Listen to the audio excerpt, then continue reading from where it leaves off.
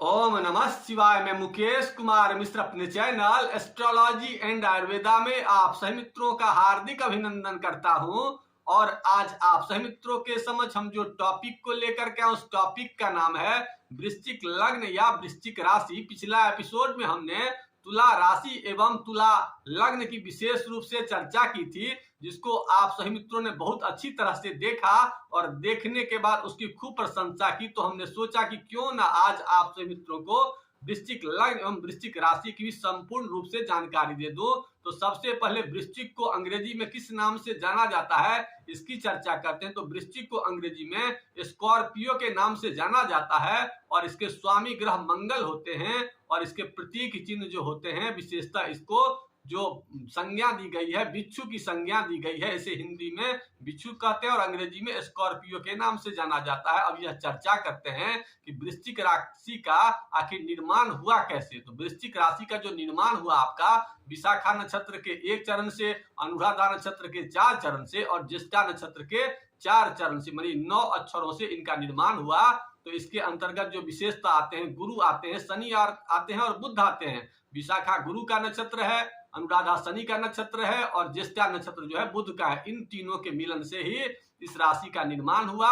अब यह चर्चा करते हैं कि राशिवर इनकी संख्या कितनी होती है। तो सबसे पहले इनकी जो राशिवर संख्या होती है 8 होती है और इनका जो विशेष जो अधिकार क्षेत्र होता है, गुदा के आसपास का जो क्षेत्र होता है वो इनका जो है ना विशेष अधिकार क्षेत्र होता है। और योनि के आसपास या गुदा के आसपास का अधिकार क्षेत्र वृश्चिक राशि को दिया गया। इसके तत्व की चर्चा करते हैं। तो ये 8 नंबर राशि जल तत्व राशि होती है, इसलिए इनकी जो प्रकृति होती है विशेषता वो कफ प्रकृति होती है। और जाति में इसे ब्राह्मण का जाति का अधिकार दिया गया है और स्त्री पुरुष में इसे स्त्री की संज्ञा दी गई है। अब यह चर्चा करते हैं कि वृश्चिक राशि के लोग आखिर होते कैसे हैं। तो वृश्चिक राशि को समझने के लिए सबसे पहले बिच्छू के स्वभाव को जानना होगा, क्योंकि इनका जो संकेत होता है, सिंबल होता है, वो बिच्छू होता है। और साथ ही साथ इसका जो स्वामी ग्रह होता है वो मंगल होता है। तो मंगल के प्रकृति को और बिच्छू के प्रतीक को अगर समझ लिया जाए तो इनके विषय में बताना बहुत आसान हो जाएगा। तो सबसे पहले ऐसे लोग फालतू बातों से नफरत करने वाले होते हैं,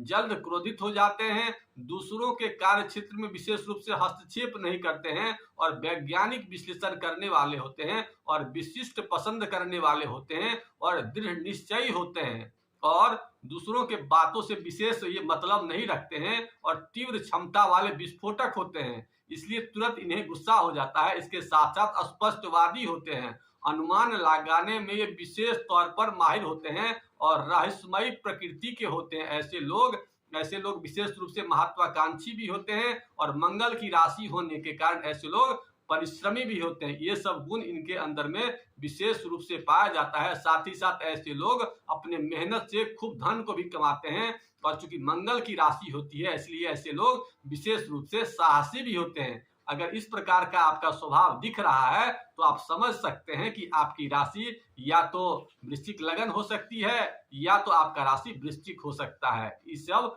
गुण वृश्चिक लग्न और वृश्चिक राशि वालों के लिए होती है। अब यह चर्चा करते हैं कि वृश्चिक लग्न एवं वृश्चिक राशि वालों के लिए शुभ ग्रह कौन कौन होता है। तो वृश्चिक लग्न और वृश्चिक राशि वालों के लिए जो विशेष भाग्यकारक ग्रह होता है वो चंद्रमा होता है और कर्म क्षेत्र का जो स्वामी ग्रह होता है वो सूर्य होता है और आय के क्षेत्र का जो विशेष ग्रह होता है 2 नंबर का स्वामी गुरु होता है और एकादश भाव का स्वामी जो होता है बुध होता है। तो गुरु और बुध अगर मजबूत कर लिया जाए तो ऐसे लोग विशेष रूप से खूब धन कमाते हैं। इसके अलावा इनका जो ज्ञान कारक ग्रह होता है वो बृहस्पति होता है, 12 नंबर वहां लिखा रहता है। तो बृहस्पति को मजबूत करके ज्ञान को बढ़ाया जा सकता है, संतान को बढ़ाया जा सकता है। और चतुर्थ भाव का जो इनका स्वामी होता है वो शनि होता है। तो शनि को मजबूत करके अपनी जिंदगी में माता को भी खुश कर सकते हैं ऐसे लोग और अपनी जिंदगी में 4 चक्का की सवारी का भी आनंद ले सकते हैं और साथ साथ अच्छी जमीन को भी प्राप्त कर सकते हैं, अच्छे मकान को भी प्राप्त कर सकते हैं। और दसम घर का जो स्वामी होता है इनका सूर्य होता है। तो पिता की स्थिति को भी ऐसे लोग मजबूत कर सकते हैं सूर्य को मजबूत करके। इसके अलावा अब यह चर्चा करते हैं इनके जीवन साथी का जो ग्रह होता है वो कौन होता है। तो इनके जीवन साथी का जो मुख्य ग्रह होता है वो शुक्र होता है, क्योंकि सप्तम भाव का स्वामी इनका शुक्र होता है, तो शुक्र को मजबूत करके ऐसे लोग अपने जीवन साथी को विशेष तौर पर मजबूत कर सकते हैं। अब यह बात करते हैं कि इनके लिए जो मुख्य ग्रह होता है वो तो शुक्र हो गया, और उनके इष्ट देव जो होते हैं भगवान विष्णु होते हैं, तो विष्णु भगवान की शरण में जाकर के ऐसे लोग विशेष रूप से अपनी जिंदगी को बदल सकते हैं। लेकिन आगे चर्चा करने से पहले अब यह आप लोगों को एक निवेदन करना चाहूंगा कि हमारे चैनल को अब तक आप लोगों ने सब्सक्राइब नहीं किया तो चैनल को सब्सक्राइब कर लीजिए। और अगर आप लोग ज्योतिष का शिक्षण चाहते हैं या ज्योतिष का पर्सनल एडवाइस चाहते हैं तो नीचे दिए नंबर पर संपर्क करके उस जानकारी को प्राप्त कर सकते हैं। अब यह आगे चर्चा करते हैं कि अगर आपकी जन्म कुंडली में आपका मुख्य ग्रह कमजोर है तो उसके लिए आप लोग क्या क्या कर सकते हैं। तो सबसे पहले आप लोगों को इसके लिए मंगल को मजबूत करने के लिए सबसे पहले आप लोगों को फिजिकल एक्टिविटीज ज्यादा से ज्यादा करने का प्रयास करना होगा और हंसने का खूब प्रयास कीजिए। जितना ज्यादा हंसिएगा उतना ज्यादा आपका मंगल अच्छा होगा। इसके अलावा कभी कभी अगर मौका मिले तो एक्सरसाइज वगैरह भी कर लिया कीजिए। किसी भी प्रकार से फिजिकल एक्टिविटीज करिए, या तो स्पोर्ट्स एक्टिविटीज करिए या नहीं तो एक्सरसाइज करिए, जैसे भी आपको हो, या काम धंधा करिए। तो ऐसे में आप देखेंगे कि आपका मंगल मजबूत हो रहा है। और मंगल को मजबूत करने के लिए, अपने मुख्य ग्रह को मजबूत करने के लिए कभी कभी ब्लड प्यूरिफायर का भी प्रयोग किया कीजिए, जिसके लिए आप गिलोय का प्रयोग कर सकते हैं, नीम का प्रयोग कर सकते हैं। इन पदार्थों का प्रयोग करने से आप देखेंगे कि आपके शरीर में विशेष रूप से जो है शक्ति बढ़ रही है। इसके अलावा कभी कभी आप प्रातः काल वामन क्रिया भी कर लीजिएगा, उल्टी करिएगा, इससे भी मंगल ग्रह मजबूत होंगे। और नमक का और चीनी का प्रयोग, दोनों का प्रयोग संतुलित मात्रा में करना चाहिए। इसके अलावा कभी कभी मिट्टी वगैरह का भी दान कर सकते हैं। मिट्टी वगैरह का दान करेंगे तो इससे भी आपका मंगल ग्रह मजबूत होगा।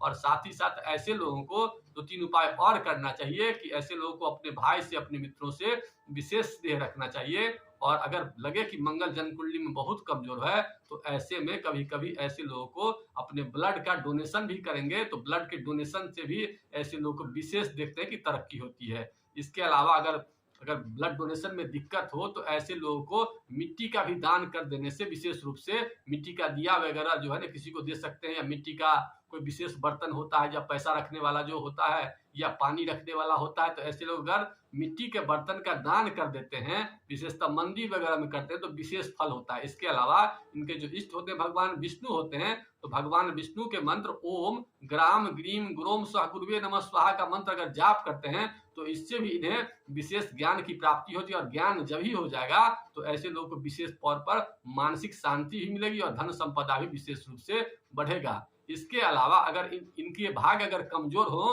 तो ऐसे लोगों को सफेद रंग का एक धागा सोमवार को अपनी कलाई में मां के द्वारा धारण किया जा सकता है। सफेद अगर धागा न हो तो चांदी का भी धारण अगर करते हैं तो इनके भाग्य में बढ़ोतरी होगी। इनके कर्म में अगर काम धंधा न मिलता हो तो ऐसे पोजीशन में इन्हें नित्य दिन उगते सूर्य का दर्शन करेंगे तो विशेष रूप से फायदा मिलेगा। और अगर इनके विशेषता अगर ज्ञान संतान में विशेष प्रॉब्लम हो, भगवान विष्णु की आराधना करनी चाहिए। और पारिवारिक जीवन, अपने लाइफ पार्टनर से कोई विशेष बाधा हो तो ऐसे लोगों को शुक्र को मजबूत करना चाहिए। विधवा औरत की विशेष सेवा करनी चाहिए और साथ ही साथ अपने आप को सजा कर रखना चाहिए। ये सब उपाय अगर आप करेंगे तो देखेंगे कि आपकी जिंदगी में कितना भी ग्रह खराब हो, बहुत जल्द आपके जिंदगी में एक विशेष बदलाव आएगी और आप जिंदगी को अच्छी तरह से जी सकते हैं। इन्हीं बातों के साथ आज के एपिसोड को यही समाप्त करते हैं। आप लोगों को पोस्ट अच्छा लगा तो लाइक करिए, और किसी प्रकार की मन में कोई शंका हो, कोई क्वेश्चन हो तो उसे कमेंट बॉक्स में लिखिए। मैं उस कमेंट बॉक्स में आपके शंका का समाधान देने की कोशिश करूंगा। इन्हीं बातों के साथ आज के एपिसोड को यही समाप्त करते हैं।